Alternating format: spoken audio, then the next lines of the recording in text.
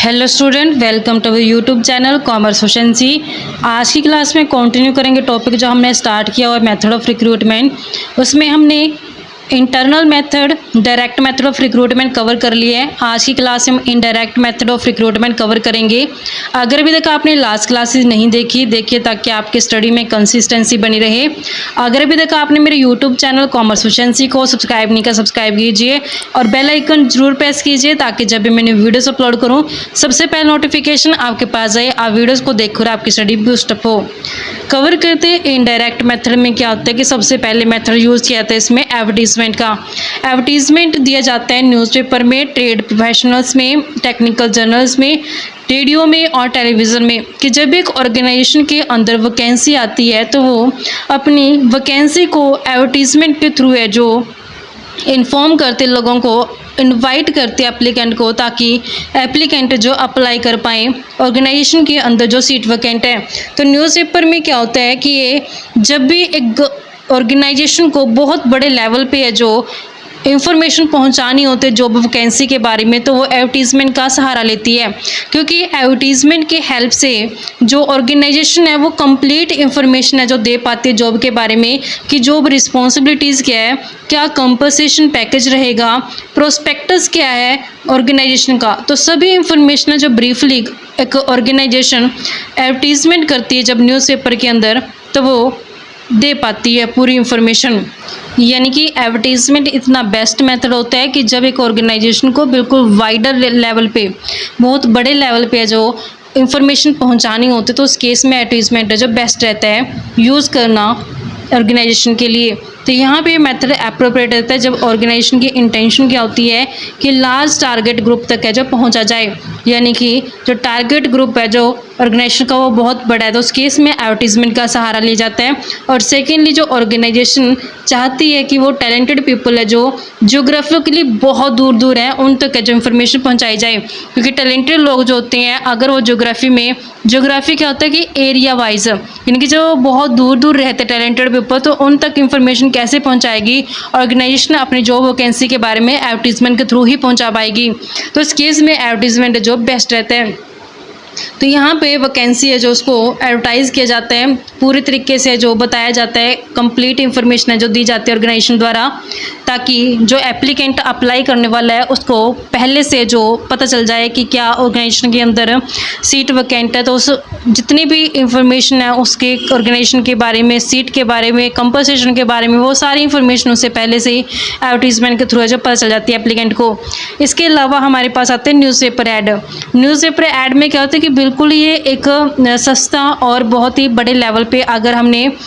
Information पहुंचानी है organisation को अपनी सीट वैकेंट के बारे में, तो न्यूज़पेपर का सहारा लेती है। लेकिन हम ये भी जानते हैं कि जो न्यूज़पेपर होता है ना, ये हर कोई न्यूज़पेपर नहीं पढ़ता। कुछ एक लोग होते हैं जो न्यूज़पेपर पढ़ते हैं, क्योंकि ज़्यादातर कौन न्यूज़पेपर देखते हैं, ये वो लोग देखते हैं जिनको जॉब की ज़रूरत होती है। तो जो लोग जॉब को ढूंढ रहे होते हैं उन एप्लीकेंट के पास तो इन्फॉर्मेशन पहुंच जाती है कि हाँ ऑर्गेनाइजेशन के अंदर सीट वैकेंट है और वो अप्लाई कर देते हैं। लेकिन जो लोग न्यूज़पेपर नहीं पढ़ते हैं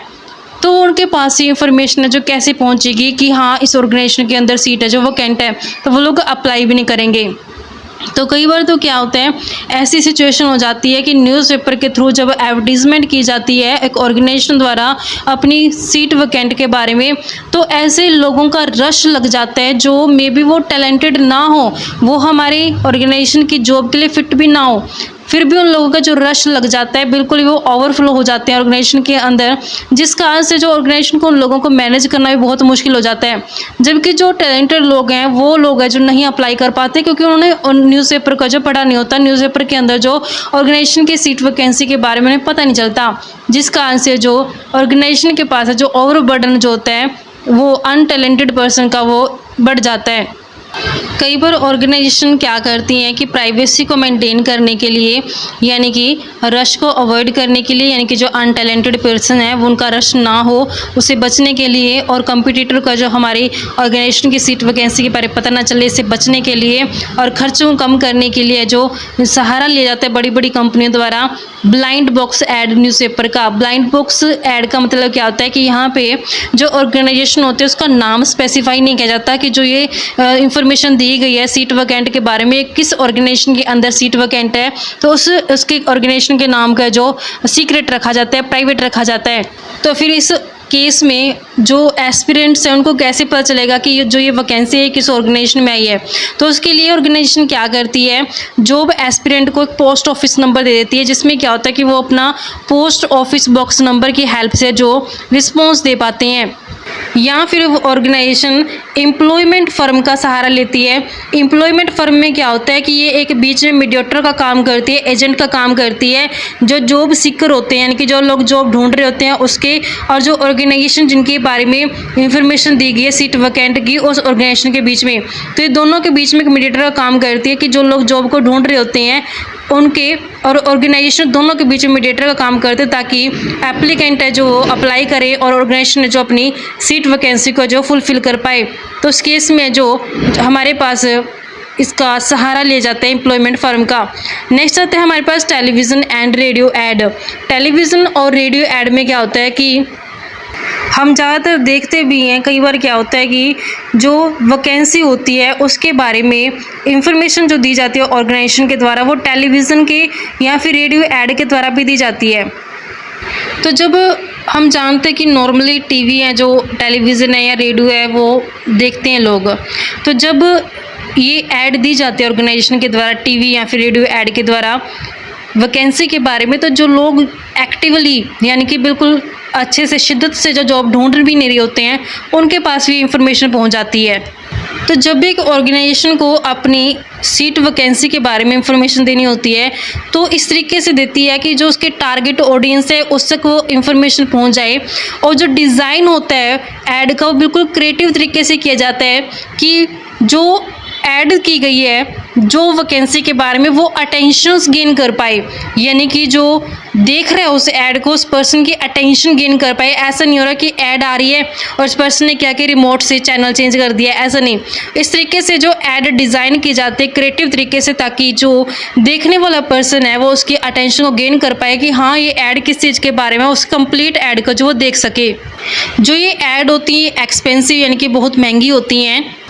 हम जानते हैं कि जो टेलीविज़न और रेडियो होते हैं ज़्यादातर सभी देखते हैं और सुनते हैं, लेकिन जो पोटेंशियल कैंडिडेट होते हैं उनको थोड़ा टफ रहता है रिमेंबर करना डिटेल के बारे में, तो जिस कारण से वो अप्लाई करने में जो दिक्कत महसूस करते हैं। तो इस तरीके से हमारे पास बच्चों की कंसेप्ट बनता था कि मेथड ऑफ रिक्रूटमेंट के अंदर के इंटरेक्ट मेथड क्या रहता है रिक्रूट करने का।